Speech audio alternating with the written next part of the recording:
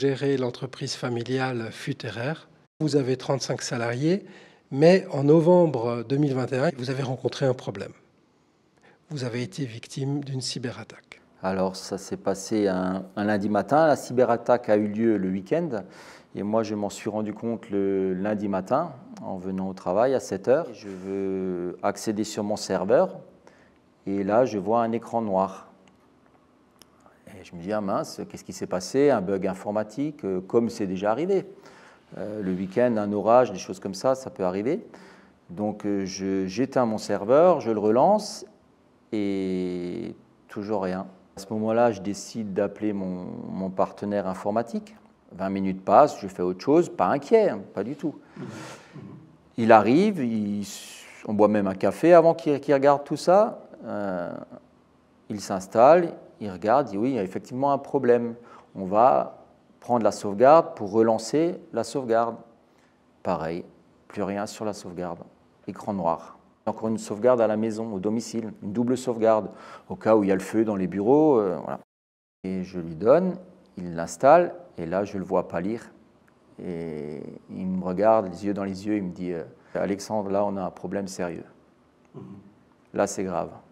On n'a plus rien. » Et donc, il a cherché, alors je ne sais pas si c'est sur le Darknet ou je ne sais pas, et le pirate a mis un message qu'on a été hacké, et que si on veut récupérer la clé de décryptage, il faut payer une rançon.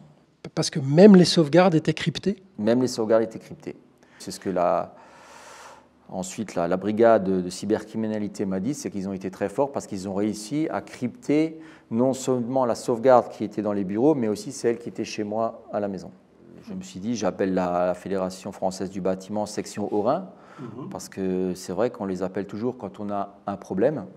Là, j'ai eu mon frère, donc, qui est secrétaire général de cette fédération, et je lui explique le problème. Il me dit, écoute, pour gérer ça, on est partenaire avec une société de gestion des risques, la société Atrisque. Je vais appeler le dirigeant que je connais bien et on va voir ce qu'il y a lieu de faire.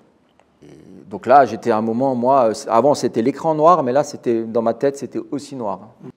Perte de repère, quoi. Perte de repère, on est perdu, on ne sait pas par où commencer. C'est un moment très, très difficile à vivre. De là, je suis tout de suite parti à la gendarmerie, déposer plainte. Au départ, ils m'ont dit, ouais, je ne sais pas si on pourra faire grand-chose, monsieur Futéraire. Bon, ils ont pris ma plainte. Je suis revenu au bureau et il y a un collaborateur de la société Atrisque qui m'a téléphoné et je lui ai expliqué le problème. Et on a commencé à mettre en place des protocoles. Donc ça, c'est parce que justement, la Fédération française du bâtiment, section du Haut-Rhin, était abonnée au service H24 Sérénité. Et vous avez eu un interlocuteur qui a commencé à vous faire voir le jour à nouveau, c'est ça? Finalement, il n'y a pas que ce problème qui a surgi. Il y a le problème informatique, mais ça engendre d'autres problèmes. Ça allait savoir forcément, donc il fallait rassurer en premier les collaborateurs, rassurer les clients, rassurer les fournisseurs. Ensuite, il fallait faire des déclarations à la CNIL, parce qu'il y avait des données personnelles dans nos fichiers. Toutes ces choses-là, il fallait les hiérarchiser et puis passer à l'action. Voilà. Et là, on a été bien guidés et quelque part, ça nous a rassurés. Finalement, dès que on sort un petit peu des sentiers battus, permettre à un dirigeant d'entreprise d'être accompagné dans une situation complexe et inconnue, pour vous, ça présente un intérêt? Ah, complètement, parce que nous, on est gérant d'entreprise, on connaît très bien notre métier, le gros œuvre, on va maîtriser, mais ce genre d'événement qui arrive dans une société, on n'y est pas préparé. Donc c'est un moment très très difficile et il faut absolument être accompagné dans ces cas-là, et bien accompagné. Et vous estimez que cet accompagnement a été bénéfique pour votre entreprise? Oui, et surtout dans le choix aussi, parce qu'à un moment donné, il y a le choix aussi qui est de est-ce qu'on paye la rançon ou pas. On a pu travailler sur du concret, sur des bases financières aussi, parce que qu'est-ce qui se passe si on ne paye pas? Quel est le travail à fournir? Qu'est-ce qu'il y a à reprendre? Qu'est-ce qui se passe si on paye? Est-ce qu'ils vont nous donner la clé de décryptage? Est-ce qu'on va récupérer tous nos documents? Moi, j'avais plus d'autre choix, mais si on peut éviter de payer, il faut naturellement éviter de payer, quoi. Et qu'est-ce que vous pouvez encore en dire sur les bénéfices que vous en avez tirés en termes d'accompagnement? Ça vous a permis de retrouver un peu confiance, de savoir quelles sont les actions? J'étais surtout effectivement rassuré parce que je n'étais pas seul. Oui. Et je me sentais vraiment bien accompagné. Oui. Et toutes les discussions qu'on avait au téléphone avec le partenaire, le collaborateur de la société Atrisc, tout ce qu'on se disait au téléphone, c'était ensuite confirmé par un mail. Oui.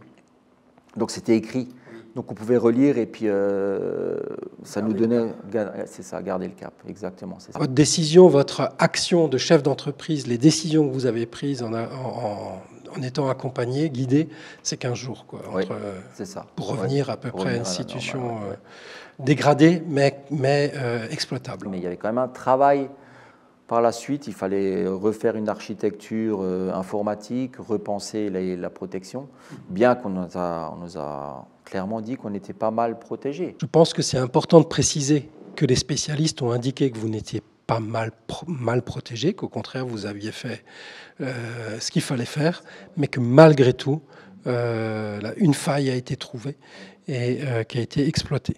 Quelles leçons vous retirez de cette expérience? Ce qui est très très important, c'est toujours être entouré et ne pas s'enfermer quand on a un problème. C'est d'en parler, de trouver les bonnes personnes pour nous aider. C'est le message que vous voulez faire passer à vos collègues chefs Ne pas d'entreprise. rester, et surtout aussi porter plainte, parce que la brigade m'a aussi dit qu'il y avait très très peu d'entreprises qui portaient plainte, qui préféraient noyer le problème, payer et puis passer à autre chose. Mais il est très très important de porter plainte. Arrêter leur Alors, malversation. ils ne sont pas en France, hein, ça ne se passe pas en France. Généralement. Donc c'est pour ça que c'est compliqué d'aller les arrêter.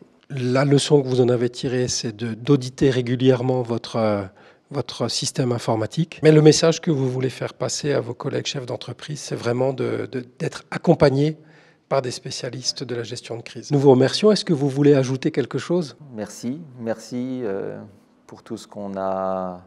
Parce qu'il y a aussi des liens qui se créent quand on vit un moment comme ça. Et je crois que c'est assez fort. Voilà.